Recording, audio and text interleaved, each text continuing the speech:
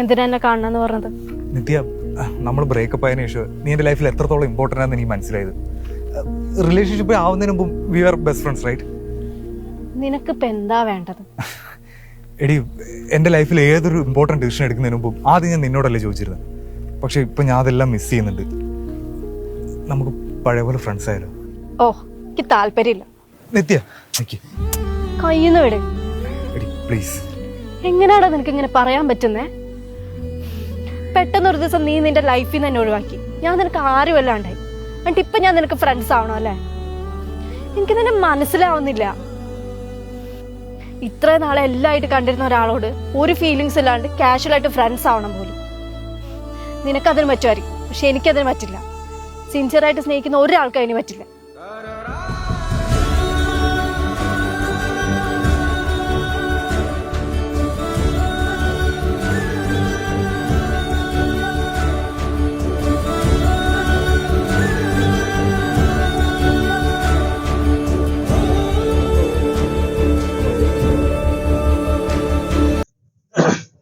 First of all ഇതെങ്ങനെ പറയാൻ തോന്നുന്നെന്നാണ് ആദ്യം മനസ്സിലാവാത്തത്. അതും ഇത്രയും ആത്മാർത്ഥമായിട്ട് സ്നേഹിച്ച ഒരാളോട് ഇനി നമുക്ക് സ്നേഹമൊന്നും വേണ്ട, ജസ്റ്റ് ഫ്രണ്ട്സ് ആയിരിക്കാം എന്ന് പറഞ്ഞിട്ട് വന്ന് പറയുന്നത് അതൊന്നും മനസ്സിലാവാത്തതാണ്. കാരണം നമ്മള് മനസ്സറിഞ്ഞ് അവരെ നമ്മളെ അത്രയും ആത്മാർത്ഥമായിട്ട് നമ്മൾ ഒരു ബെറ്റർ ഹാഫായിട്ട് കണ്ടിട്ട് അവര് ഒരു ദിവസം പടി ഇറങ്ങി പോയിട്ട് പിന്നീട് ഒരു ദിവസം കണ്ടിട്ട് പറയാണ് നമുക്ക് ഫ്രണ്ട്സ് ആയിരിക്കാം, നമുക്ക് ആ ഫ്രണ്ട്ഷിപ്പ് തന്നെ തുടരാം, അത് ഭയങ്കരമായിട്ട് മിസ് ചെയ്യുന്ന ഫ്രണ്ട്ഷിപ്പ്, അപ്പൊ നമുക്ക് ഫ്രണ്ട്സ് ആയിട്ട് തന്നെ തുടരാം.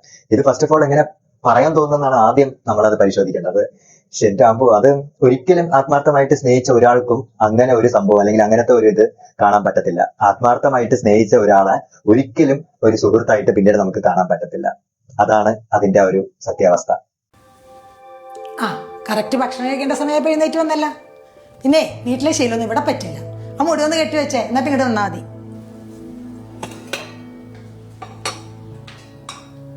ഒരാൾക്കായിട്ട് ചായ ഉണ്ടാക്കേണ്ട ശീലം ഇവിടെ ഇല്ല. അങ്ങനെ വേണമെങ്കിൽ നേരത്തെ എഴുന്നേറ്റ് വരണം. അമ്മ, എനിക്ക് വയറുവേദന ആയതുകൊണ്ടാ. ആ എന്നിട്ടാണ് ഇവിടെ വന്ന് നിൽക്കണേ. അവിടെ എങ്ങനെ പോയി ഇരിക്കും പെണ്ണേ? അതെങ്ങനെയാ പറഞ്ഞു കൊടുക്കാൻ തള്ള വേണ്ടേ? ഇവക്ക് മാത്രം എന്താ മാസത്തിൽ 2 പ്രാവശ്യം? അടുക്കള കയറാണ്ടിരിക്കാനുള്ള സൂത്രമായിരിക്കും, അല്ലാണ്ട് എന്താ? എനിക്ക് അമ്മയുടെ സ്വഭാവം അറിയാന്നല്ലേ, കുറച്ചുകൂടെ അഡ്ജസ്റ്റ് ചെയ്യ്.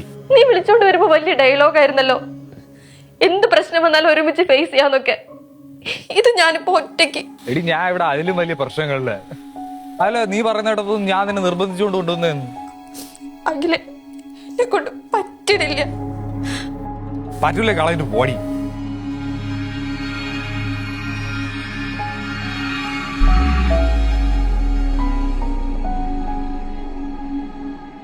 എടി പെണ്ണേ, ഇവിടെ നീ ഭക്ഷണം കഴിക്കുക.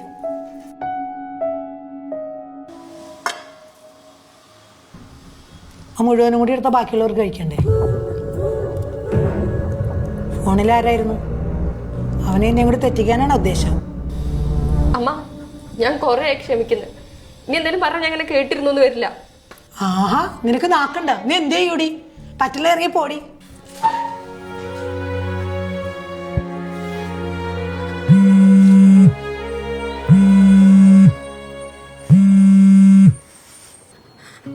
ഹലോ, എന്താണ് വിളിച്ചത്?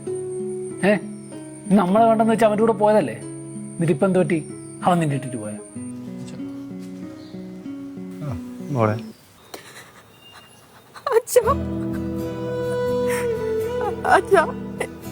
സോറി അച്ഛാ,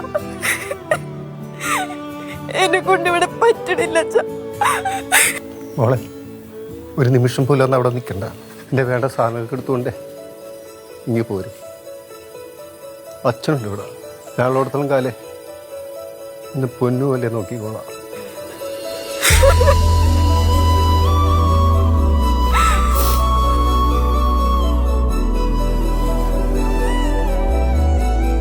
ഇപ്പം ശരാശരി ഒരു സമൂഹത്തിൽ നടക്കുന്ന ഒരു കാര്യമാണ്. സ്നേഹിക്കുമ്പം തേനാണ് അടയാണെന്നൊക്കെ പറഞ്ഞിട്ട് അങ്ങനെയൊക്കെ കുറെ കാര്യങ്ങളൊക്കെ ആയിട്ട് പിന്നീട് റിയാലിറ്റിയിലായിട്ട് ജീവിക്കാൻ തുടങ്ങുമ്പം അവന്റെ തനി ഗുണം കാണിക്കും.